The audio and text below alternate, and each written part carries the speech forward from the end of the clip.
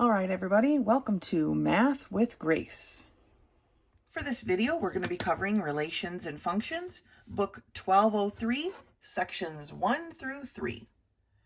Section 1 begins on page 2, and it's titled The Definition of Trigonometric Functions. Now, we've done trigonometry before, but because this is advanced math, apparently they're going to twist things up a little bit, call things different names, but let's not let that confuse us from what we already know. So here we have a coordinate system, but instead of our x and our y, they've labeled it u and v, okay? U is our x, is what we're used to as being our x, and v is what we're used to being our y. Good thing v is close to a y, so it's kind of easy to remember that way. The number u is called the abscissa, and the v is called the ordinate of the ordered pair. Okay, I'm not sure how relevant those two names are, but let's continue.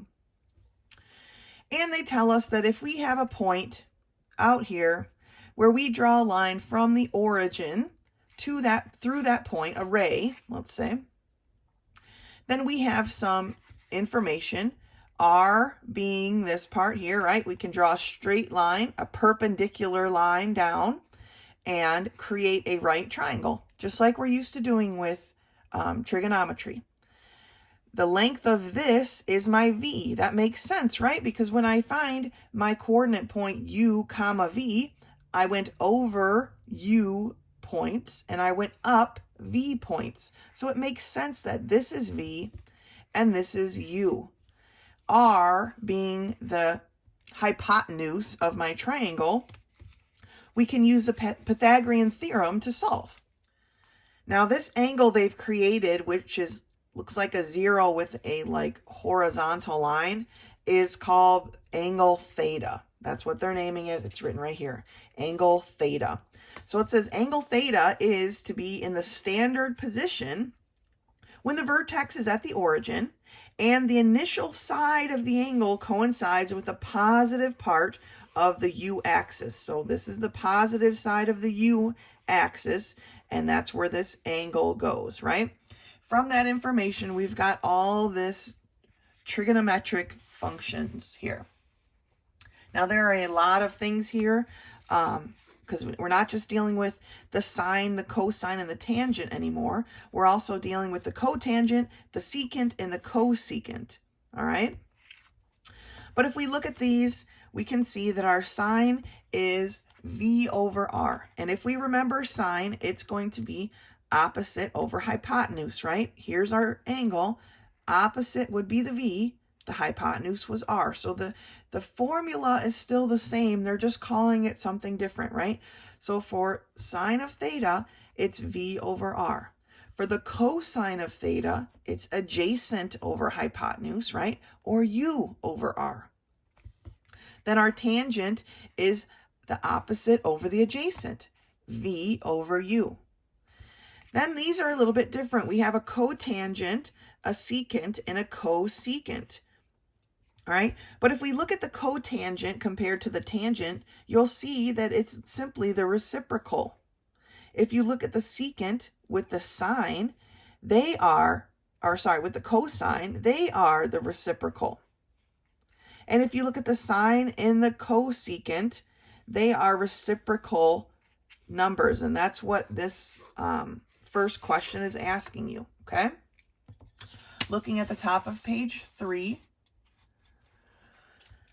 we read that the function and the cofunctions are related in that the cofunction is the same function being considered on the complementary angle. So if we think about complementary angles, right? If we're looking for this angle, the complementary would be this one. Okay, the complementary angle would be this one here. So it says it's the same function being considered on the complementary angle, which is this one here, okay? So the sine of 30 degrees is equal to the cosine of 60 degrees. That's what this part means. The cosine of 30 degrees is equal to the sine of 60. And it's called the law of functions. Any function of an acute angle is equal to the cofunction of its complement. Okay, so it actually has a law. That being said, let's take a look at the signs of these, okay? We've learned the little formulas here. We should probably make a note so that we can use that going forward. But let's look at some of these. It says the signs of the functions depend on the quadrant in which the point UV is located. Okay, the quadrant being the first, second, third, or fourth quadrant. Okay, and when they're talking about signs, they mean positive or negative. So let's take a look at the rules here for finding that. The first quadrant, which is here or here, right? All the functions are positive. The second quadrant, sine and cosecant are positive and the rest are negative, okay? Because the u is negative. The third quadrant, tangent and cotangent are positive and the rest are negative since both the u and the v are negative. And remember, when we find the tangent or the cotangent, it's u over v. So if they're both negative, negative over negative is a positive. That's how that works out. In the fourth quadrant, the cosine and the secant are positive and the rest are negative since the v is negative. All right, so that being said, they want us to give the quadrant in which each of the following points are located and determine the function, or determine which functions are positive and which are negative. Okay, so let's do some of these together. This isn't too bad, right? So problem number 1 is -3, 4. Well, if we think of -3, +4, right, we would be in quadrant 2. And if we are in quadrant 2, that means our sine and our cosecant, which is this, are positive and the rest are negative. Okay? If we're at +20, -21, then we know we are in quadrant 4. We know that the cosine and the secant are positive and the rest are negative. Let's do one more together. If we are at -12, +5, again, we're in quadrant 2. And so it's the same as before, right? Our sine and our cosecant are positive and the rest are negative. Let's take a look at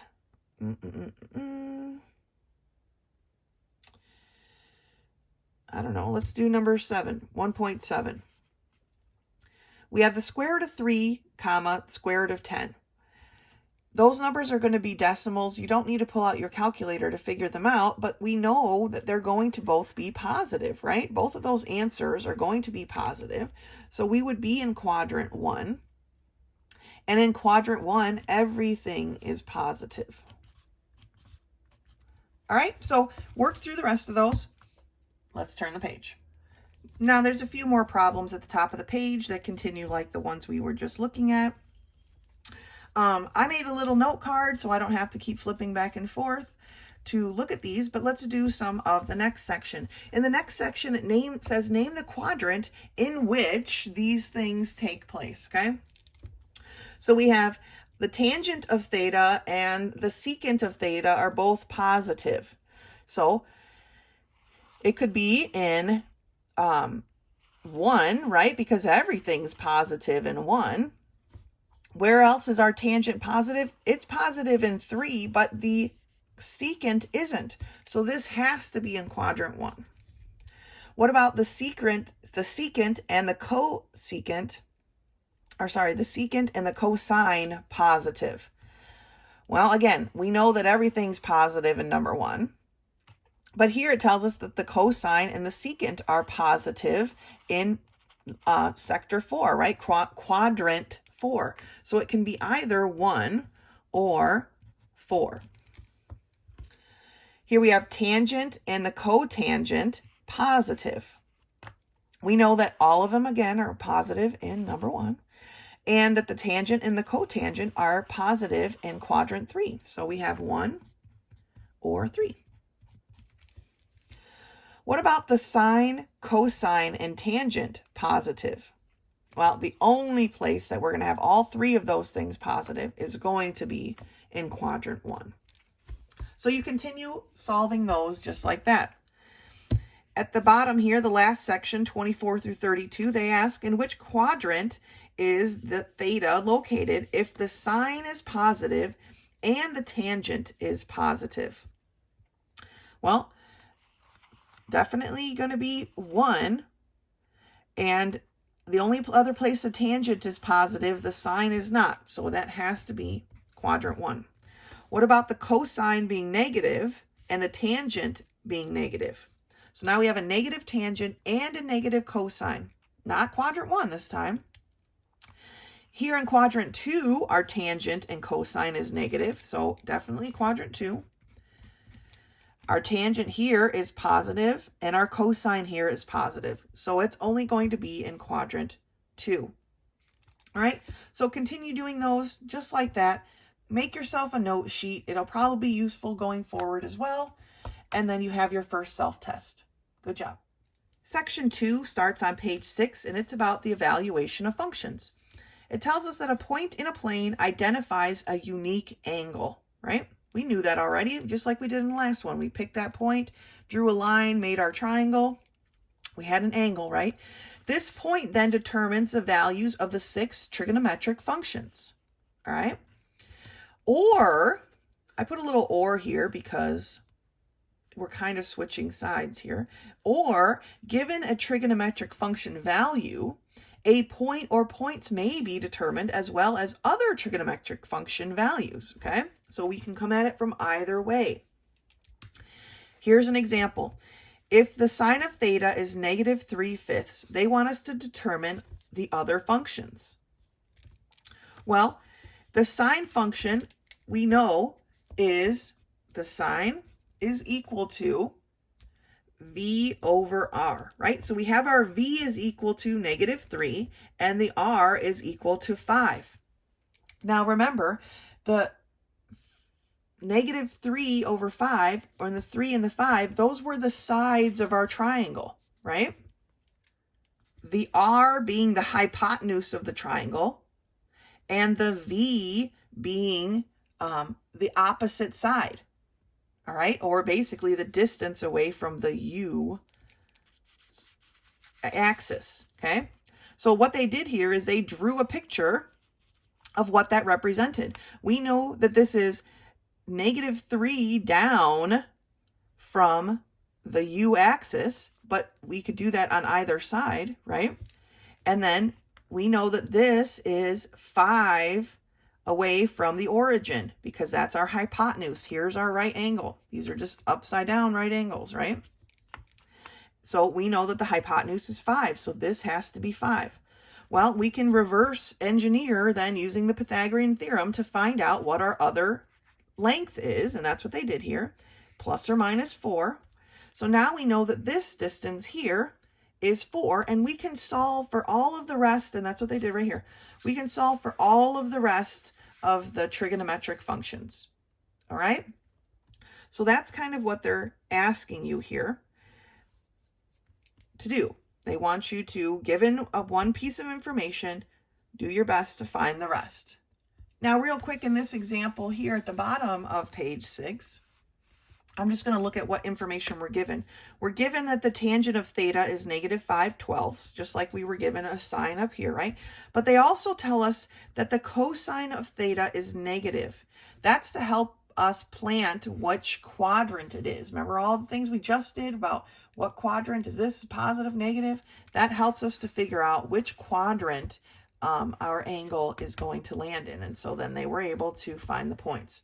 So let's take a look at page 7 here at some of these problems. So for number 2.1 on page 7, it tells us that theta is in the first quadrant. So it's in this quadrant over here, right? For which our cosine is equal to 3 over 5. Now remember, cosine is equal to U over R. So my U is equal to 3. My R is equal to 5. U is the distance this way, right? Here's my U. Here's my V. Go ahead and label these things because I know they're using different terminology, and this will help us keep on track. Okay, and my R is my hypotenuse. So I know that I go 3 marks this way. Okay, and I go up here somewhere so that this is 5. Okay, I can continue my angle that way. If we draw this line down, okay, it's going to look like this. Here's my 3. So what is this? Well, in my example over here, they had the same measurements, right? 3 and 5. So without even having to do the extra math, we know that our V is going to be equal to 4. Okay, this is going to be a 4. Now we don't have a plus or minus this time because we don't have a negative term here. We know that a positive value of U could only go this direction. Okay, so let's take a look at what we've got. Now, we've got our U and our V and our R, so we can find all of these things. So the sine of theta is going to be equal to V over R, our 4/5. We already had the cosine equal to 3/5, right? And so then the tangent is going to be equal to the V over the R, or opposite over the adjacent, right? 4/3. Now, the opposite or the cofunction of the sine was the cosecant, right? So the cosecant is equal to 5/4. The opposite or the cofunction of the cosine was the secant, and so that is 5/3. And the cofunction of tangent was the cotangent, and so that is going to be equal to 3/4. Okay? That's how we find all that different information. Let's take a look at number 2. Let's do 2a together. And it tells us that they want us to draw the angle and find the other functions if. Okay? Well, the cosine is 4/7 and the sine is negative. So in what area is our point going to fall? That our cosine can be 4/7, but our sine is going to be negative. Well, for that to work out, it can't be in quadrant 1, right? Our sine is positive in quadrant 2. Our cosine would have been negative if it was in quadrant 3. So the only place our cosine is positive, but our sine can be negative, is going to be here in quadrant 4. Okay, so if you have that little chart like I drew out, great, it'll help you with these. Okay, so we know it's going to fall over here. Now, we know that our cosine is 4/7, so we know that our U is equal to 4 and our R is equal to 7. So U being 4, right, we can come over here to the 4 and put a point here somewhere so that when we draw our line from our origin, we know that this is 7, right? Put in my little right angle thing. This side here is 4. We have to figure out the other side, right? We need to figure out our V. What is that going to be equal to? Well, we know that 7 squared is going to be equal to 4 squared plus V squared, right? That's the Pythagorean theorem. It was written over here with our new UVR setup. So now we solve. So 49 is equal to 16 plus V squared. We subtract 16 from both sides. V squared is going to be equal to 33. So V is going to be equal to plus or minus the square root of 33. Well, that is definitely not a pretty number, but it isn't something we can't handle, right? So we know that this is negative square root of 33, right? It can't be a positive number because here we are down here. It's got to be the negative part. So let's figure these out. So my sine, all right, is going to be equal to the V over R, or negative square root of 33 over 7. The cosine was given to us at 4/7. And our tangent is going to be equal to v over u, our negative square root of 33 over 4. So then our cosecant is going to be equal to 7 over negative square root of 33. And we're going to have to simplify that, right? But we'll come back to that in a second. The secant is going to be, equal to the reciprocal of this, right? Or 7/4. And the cotangent is the reciprocal of this, or a negative 4 over the square root of 33. Now remember, we cannot leave a radical in the denominator, right? So we have to multiply both the top and the bottom by the square root of 33. So this becomes 7 times the square root of 33 over 33. And this becomes, and make sure it's negative 4 times the square root of 33 over 33. Okay, because when we multiply by square root of 33 over the square root of 33, this just becomes 33, and we've got the square root now in the top instead of the bottom. All right, make sure you simplify these. And there we have it. So continue on like that here on page 7, but let's turn the page. I'd like to do 2.3 number A with you right now. And the instructions for this section is, given the following functions, draw the two possible angles with the domain of greater than 0, less than 360 degrees. Okay?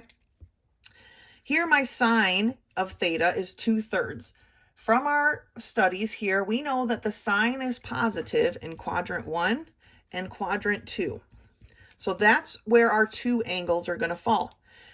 Because the sine is 2/3, we know sine is V over R. So my V is 2 and my R is 3, right? Here's my U, here's my V. If my V is 2, that means I'm going this way 2, up and down, up 2, right? So if I go up 2 and put a spot here, and I put a dot over here, and then I just draw my line so that this is 3 and this is 3, okay? And then I know this is 2 and this is 2, okay? So that's how they want you to do that section. Where does this work out to be what it's listed as? And then what part did they give you and how do you mark it down, okay? Here I was given the V. I know the V is my vertical. It's my y-axis, right? So I know that I went up 2 points, right? Then my R is the hypotenuse. So wherever I can go up 2 points and have a hypotenuse of 3, that's where I'm going to fall. They're not asking us to solve for the U. They're not asking us to solve for anything else. They just want you to plot the points, plot the angles, basically. All right, and that takes you to your self-test 2. Section 3 begins on page 10, and it's about angle location. Now, we talked about the first thing it lists here is the standard position. We talked about this, I think, in section 1, and it says an angle is in standard position when the vertex is at the origin and the initial side coincides with the positive part of the U-axis. Here's the positive side of our U, right? Everything over here is going to be a positive U. So if we have any kind of angle in here, it's considered a standard position. That being said, an angle is considered positive if the generated line is rotating counterclockwise, so this way. Okay?